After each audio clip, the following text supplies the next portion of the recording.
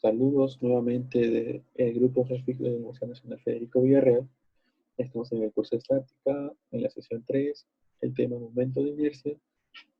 Estamos en teoría, parte 1. Empecemos.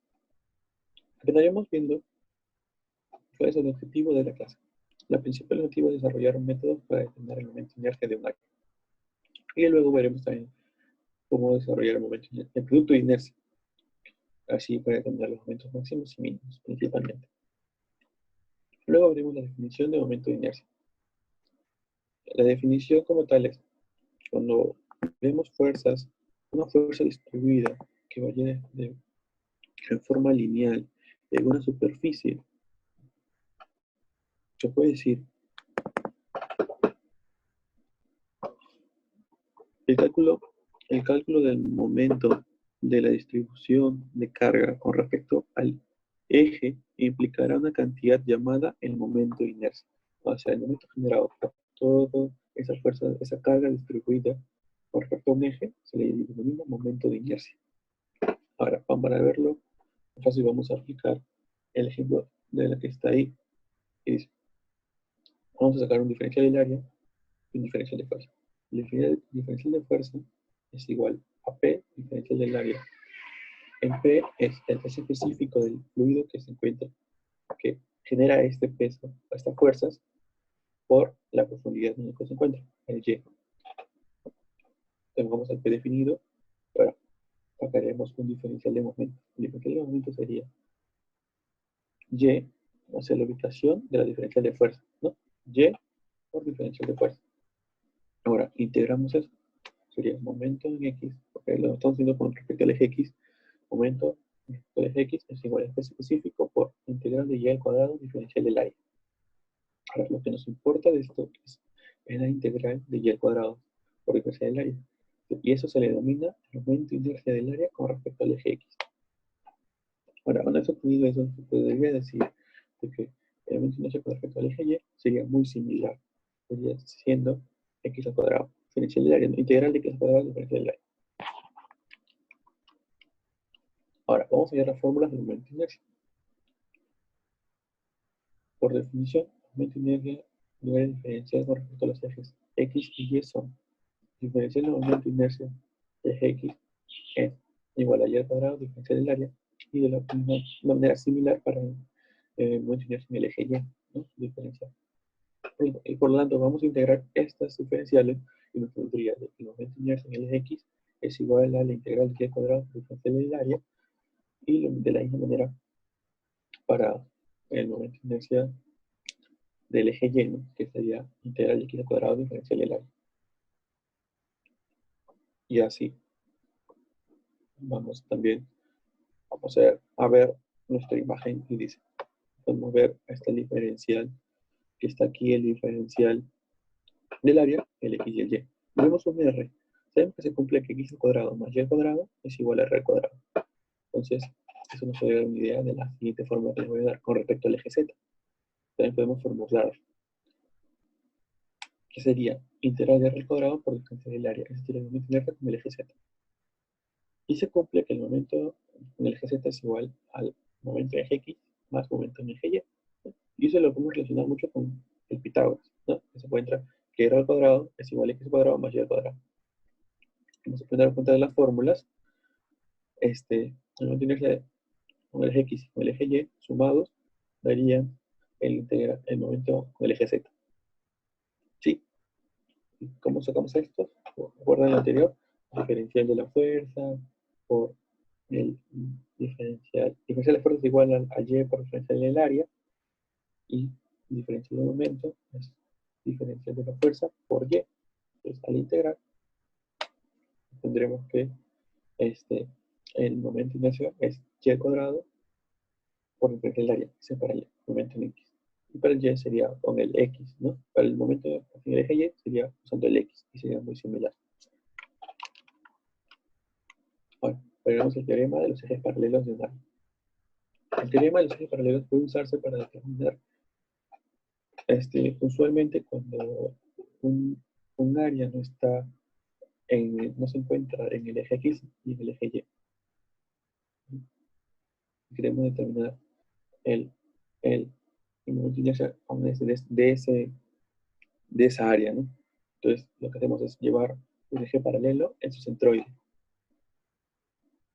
y en el cual se conozca el momento de inercia, y así podremos hallar el momento de inercia de, de ese área. No, vamos a verlo con diferencial. Si queremos nosotros hallar el diferencial del momento de inercia de X, sería diferencial de Y más Y' al cuadrado por diferencial del área. Ahora, integramos eso, y tendremos que el momento de inercia con el eje X sería la integral de Y' más diferencial de Y al cuadrado por diferencial del área. Ahora, desarrollamos esa integral, ¿no? Por partes. Lo dividimos en sus factores de la suma, ¿no? Que sería, la primera integral sería Y' al cuadrado diferencial del área, más 2 de Y, la segunda integral sería Y' diferencial del área, más de Y al cuadrado por última integral diferencial del área, nada más. Ahora, la primera, como podemos darnos cuenta, daría el significado del momento de inercia con respecto al eje X'. ¿Se dan cuenta? ¿Se dan cuenta? Sería Y' al cuadrado por diferencial del área, pero sería el momento de inercia con respecto al eje X'. Ahora, la segunda sería 0. ¿Por qué? Porque ustedes recuerdan el momento de inercia con el eje X' sería Y, diferencial de fuerza por Y de nuevo, pero ese Y equivale a 0, por eso que no está Y al cuadrado, entonces por eso que esta integral equivale a 0. Entonces todo este mando sería 0, se anula, y quedaría, nos quedaríamos también con el último, que sería diferencial de Y al cuadrado por integral diferencial del área, que sería simplemente el área. Y obtendremos por el lado final que el momento de inercia en el eje X sería igual al momento de inercia en el eje X', que es el eje paralelo, más el área por el diferencial de Y al cuadrado, ¿no? Y esa es la parte final de un eje paralelo. Siendo el momento de inercia en el eje paralelo más el área por el diferencial de Y al cuadrado, o sea, la distancia del nuevo centro de ese eje paralelo por su área, obtendremos el momento de inercia con el eje original. Ahora, por lo tanto, así también se puede hacer para el eje Y y para el eje polar o el eje Z. Somos muy parecidos, ¿no? El momento de inercia en el eje Y es igual al momento de inercia en el eje Y' más el área por el diferencial de X al cuadrado.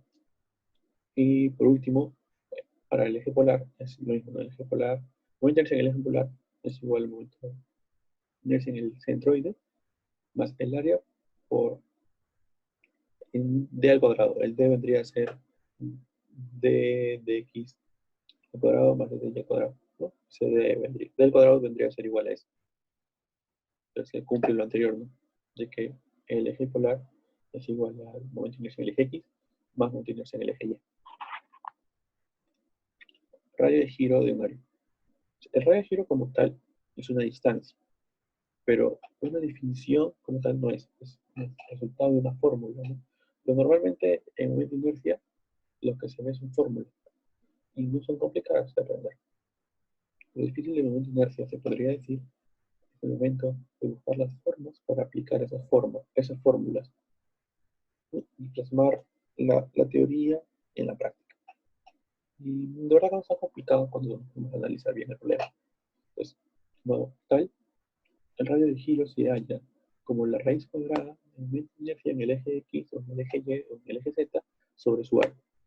Y pondremos ahí el radio de giro para el eje X, para el eje Y y para el eje Z respectivamente, ¿no? Recuerden, el radio de giro es una distancia, entonces por lo tanto sus unidades son una sola longitud. Y se podría hallar si tenemos el momento de inercia y el área, ¿no? Son conocidos para poder hallar. La forma de estas ecuaciones es fácil de recordar porque si notan y lo ponemos de manera de momento de inercia es igual al radio de giro al cuadrado por el área, te parece mucho la diferencial del momento de inercia, que es igual a un y cuadrado por diferencial del área, ¿no? Muy parecido, entonces por ahí lo podemos asociar para poder recordar. Como le dije, es cuestión de poder recordar y poder saber aplicar estas fórmulas. Y eso lo veremos en la parte práctica, ¿no? Los amigos nos ayudarán a entenderlo de una mejor manera. Vale. por último, en esta parte veremos los momentos de inercia para áreas compuestas. Como podemos ver en la imagen, es, es como un brazo, ¿no? Dos brazos. Y lo hemos dividido en tres rectángulos, porque son formas más fáciles de ver. Ahora, se el eje paralelo. Si el eje centroidal para cada parte no coincide con el eje de referencia, deberá usarse el teorema de ejes paralelos, como les dije ahora.